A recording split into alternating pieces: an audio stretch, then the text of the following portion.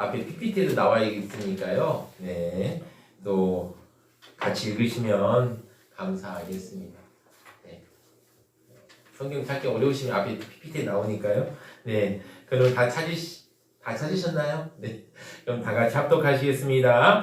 마리아가 이르되 내 영혼이 주를 찬양하며 내 마음이 하나님 내 구주를 기뻐하였음은 그의 요정의 비천함을 돌보셨습니다. 보라 이제 부로는 만세의 나를 복이 있다 일컬으리로다. 능하신 이가 큰일을 내게 행하셨으니 그 이름이 거룩하시며 긍휼하심이 두려워하는 자에게 대대로 이르는도다. 그의 발로 힘을 보이사 마음의 생각이 교만한 자들을 흩으셨고 권세 있는 자를 그 위에서 내리치셨으며 비천한 자를 높이셨고 줄이는 자를 좋은 곳으로 배불리셨으며 부자는 빈손으로 보내셨도다. 그 종 이스라엘을 도우사 긍휼히 여기시고 기억하시되 우리 조상에게 말씀하신 것과 같이 아브라함과 그 자손에게 영원히 하시리로다 하니라.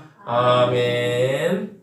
정병호 목사님께서 나오셔서 내 영혼이 주를 찬양이라는 제목으로 하나님 말씀 전하시겠습니다.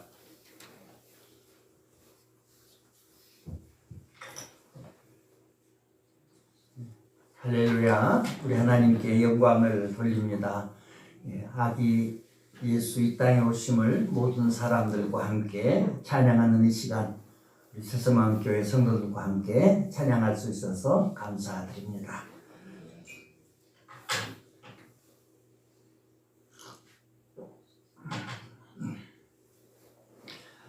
세상에서 기뻐할 수 있는 일과 또 기뻐하지 않을 일이 있는 것 같습니다.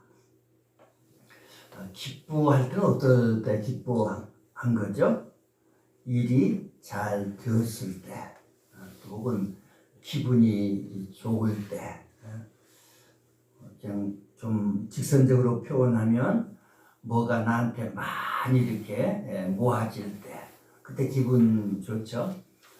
반대로 기쁘지 않을 때가 있습니다. 나에 있는 것들이 다 흩어지거나 혹은 가정에 어려운 일이 있거나 혹은 국가적으로 어려운 일이 있거나 이런 일이 있을 때는 별로 마음이 기쁘지 않죠. 오늘 우리가 성경에서 기쁜 일과 기쁘지 않는 일이 나오는데 누가복음 1장에 진짜 기뻐할 일이 무엇이고 진짜 기뻐하지 않을 일이 무엇인가 라는 부분도 함께 말씀해 주고 있습니다. 요 앞에 이제 본문 앞에 보면 그 사가랴 제사장의 이야기가 나옵니다. 엘리사벳과 부부인데요.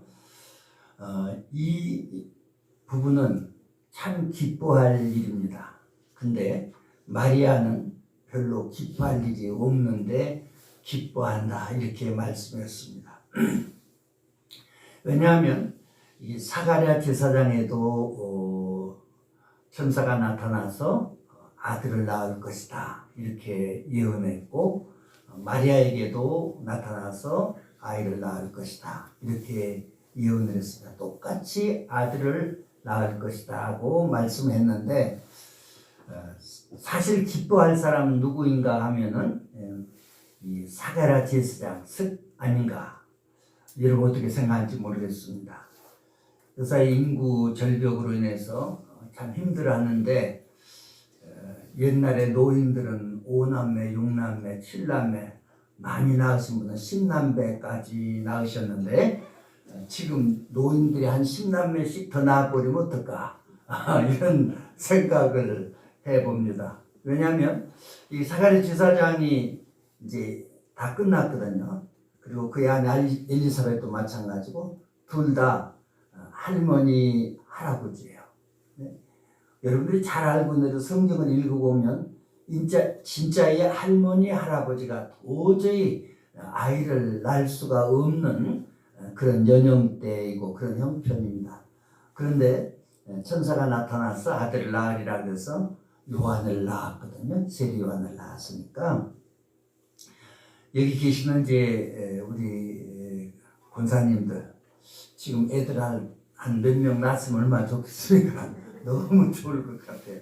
손자들 예쁜 것보다는 내가 낳은 아이가 더 예쁘거든. 사실은 그렇지 않아요? 그러니까 진짜 기뻐하고 즐거워할 사람은 지금 마리아가 아니고 이 사가랴 제사장이거든요. 근데 마리아는 그렇지 않아요. 여러분들이 성경을 이렇게 쭉 읽어보시면 아가씨가 아기를 낳는다. 지금 문화에서는 별로 문제가 안 됐지만은 당시 문화에서는 약간 문제가 되는 게 아니고 크게 문제가 되는 겁니다. 왜 그랬죠? 율법에 돌로 치라 그랬으니까 돌에 맞아 죽을 일이라는 거예요. 사람이 뭐니 해도 돌에 맞아 죽는다는 거, 그 쉬운 일은 아니잖아요. 근데 이 마리아는 지금 돌에 맞아 죽을 형편인데 여기서 무슨 내가 기뻐하고 내가 찬양하고 이럴 수 있겠는가? 여러분 같으면 하겠어요? 안 하겠어요? 아유, 나는 안 할 것 같아요. 아주 골방에 깊숙이 들어가서 10달을 배기기는 배겨야 되겠는데 그것도 굉장히 힘들 것 같고 발견만 되면 죽을 것 같고 이런 가운데서 오늘 본문이 기록되어 있다 이렇게 생각하시고 본문을 읽으면 얼마나 은혜가 되는지 모릅니다. 먼저 여기 내 영혼이 주를 찬양하며 내 마음이 하나님 내 구주를 기뻐하였으면 목적이 누굽니까? 찬양하는 대상이 누구냐? 라고 말했을 때 내 주, 내 구주. 지금 마리아는 굉장히 힘든 가운데 있어요. 그런데도 불구하고 주님을 찬양한 것이지 자기의 형편을 찬양하지 않았다라는 거죠. 우리들이 신앙생활하면서 참 이 부분이 굉장히 어렵기도 합니다. 나는 공고하고 나는 힘들고 나는 괴롭고 그런데 찬양할 수 있는가? 라고 말할 때 아니다. 그건 동일합니다. 근데 주님을 바라보면 그때 찬양이 나옵니다. 할렐루야. 주님을 바라보면 찬양이 나오고 나를 바라보면 우울해지고 이게 오늘 성경이 주는 교훈입니다. 근데 여기 48절 말씀에 그의 여종의 비천함을 돌아보셨습니다. 보면 48절에 비천한 자 이런 말씀 많이 나오고 또 긍휼하심을 이런 말씀도 많이 나오는데요. 자기의 형편이 지금 참 비참하다 이런 뜻이고 비천하다는 말은 참 천하다 그런 뜻이지 않아요? 그러니까 자기 형편이 최악이다 이런 말씀. 근데 자기 형편이 지금 최악인데도 내가 주님을 찬양하는 것은 주님이 나를 돌보셨습니다. 주님이 나를 돌보시니까 찬양하는 것이다. 오늘 이렇게 성경은 말씀합니다. 우리가 힘들고 어려울 때 찬양할 수 있는가? 라는 질문이 내는 바로 그겠습니다. 지금은 굉장히 힘든데 주님이 나를 긍휼히 보실 것이다. 주님이 나를 도와주실 것이다. 주님이 나를 이 문제에서 헤어나게 해줄 것이다. 이런 믿음을 가지면 우리들이 얼마든지 찬양할 수 있습니다. 할렐루야. 성경에 보면 바울과 실라가 전도하다가 옥에 갇혔습니다. 실컷 얻어맞고 옥에 갇혔는데 저는 빌립보 옥중에도 어제 가봤습니다마는 거기 가니까 아니 여기서 무슨 찬송이 나올까 이런 생각을 해봤습니다. 낮에 실컷 얻어맞았으니까 밤에 요사이처럼 그렇게 큰 집이 잘 돼 있는 것도 아니고 옛날에는 그냥 이렇게 돌 싸가지고 돌문 속에다가 문 이렇게 해서 해놨는데 맞은 데가 얼마나 아프겠습니까? 밥이나 제대로 먹었겠습니까? 그리고 사람이 잘못해서 얻어맞으면 내가 죄를 지었으니까 얻어맞는 것도 마땅하다 이렇게 생각하지만 바울과 실라는 잘못한 것도 없거든요. 그저 예수님 복음 전하다가 실컷 얻어맞고 지금 옥중에 갇혀 있는데 여기에서 하나님을 찬양했다. 왜 찬양했습니까? 하나님께서 이 옥중에서 나와 함께 하시고, 우리가 성탄절 되면 임마누엘 이렇게 찬양을 하는데, 임마누엘이 하나님이 우리와 함께 하시다. 그러니까 이 옥중에서도 하나님이 나와 함께 하시다. 그러면 하나님께서 도와주실 것이다. 이런 믿음이 있었기 때문에 그곳에서 찬양한 줄 믿습니다. 그랬더니 진짜 하나님이 도와주셨습니까? 안 도와주셨습니까? 도와주셨습니다. 밤중에 옥문이 열렸습니다. 확 열렸습니다. 할렐루야. 저는 우리 성도들이 앞길이 캄캄할 때 진짜 찬양하는 그런 성도가 되기를 축원합니다. 왜요? 옥문이 열리니까. 우리 앞을 가로막고 있는 우리의 답답한 마음을 열 수 있는 유일한 무기는 찬송인 줄 믿습니다. 우리가 또 구약에서 한 군데 찾아보면 시편 34편을 읽어보면 거기 제목이 있습니다. 시편 34편. 시편 앞에 이렇게 가로가 써 있는 게 전부 제목이잖아요.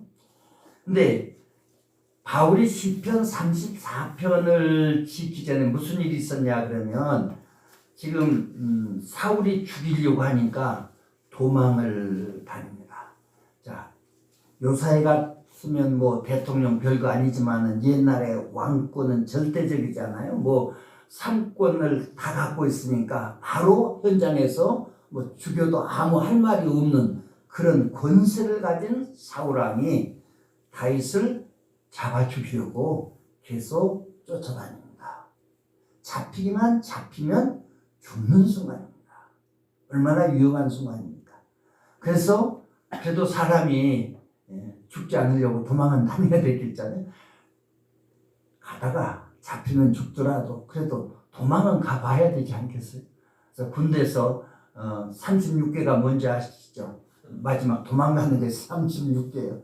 싸우다 안 되면 도망가야 살지, 그렇지 않으면 죽으니까 다 또 마찬가지예요. 하여튼 사울 왕을 패서 도망가다가 어디로 간지 아시겠어요?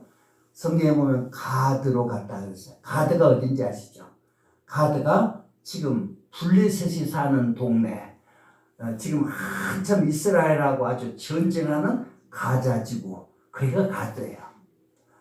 그래서 우리가 성경을 보면 사사시대부터 시작해서 우리 이제 박 목사님이 사사기를 지난번에 쭉 하시던데, 사사시대부터 시작해서 지금까지 수천 년 동안 블레셋이 문제예요.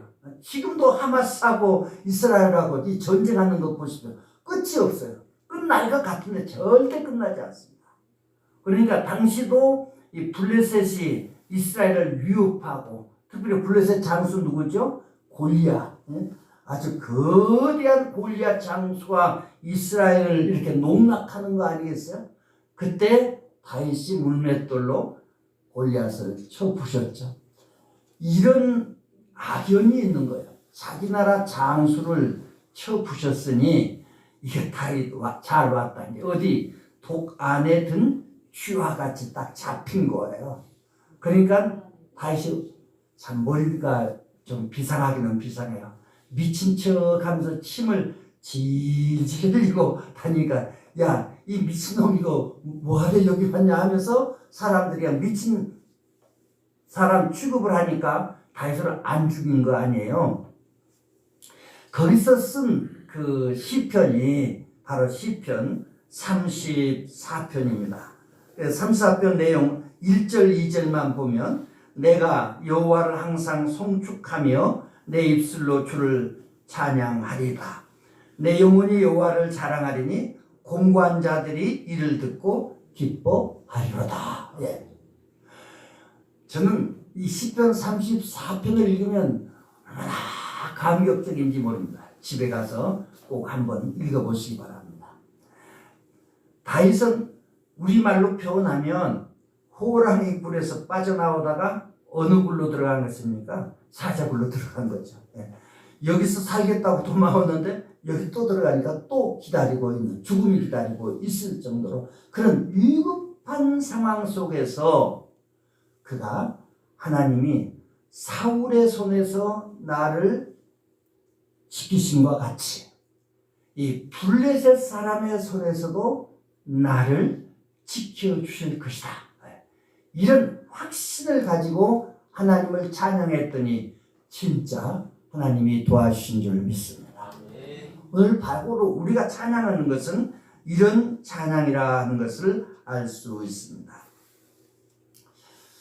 우리가 성탄절을 이제 보내면서 참 가슴 깊이 와닿는 이야기가 있습니다. 무슨 이야기인가 하면 미국의 유명한 시인 롱펠로우, 아마 이 사람의 시가 굉장히 많은데요. 이 시를 읽으면은 아주 내 영혼의 깊은 곳 혹은 내 마음의 깊은 곳에서 우러나오는 시. 그래서 한 구절 한 구절이 대단히 깊이 있는 거죠. 근데 이분이 쓴 그 성탄절 종소리라는 유명한 시가 있습니다. 이 시를 여러분들이 이렇게 7행으로 되어 있는데 이걸 읽으시면 좋겠어요.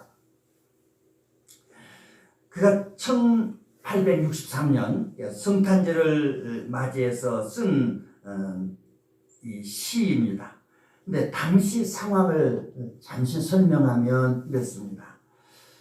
미국도 오늘날 민주 국가의 하나의 모범이라고 하지만은 그래도 전쟁과 전쟁 속에서 많은 사람이 죽었는지 잘 알고 계시지 않아요? 예. 특별히 남북 전쟁에 이 롱펠로가 살아있을 때 남북 전쟁이 일어났죠. 근데 이 남북 전쟁에서 엄청나게 많은 사람들이 죽어갔습니다. 예.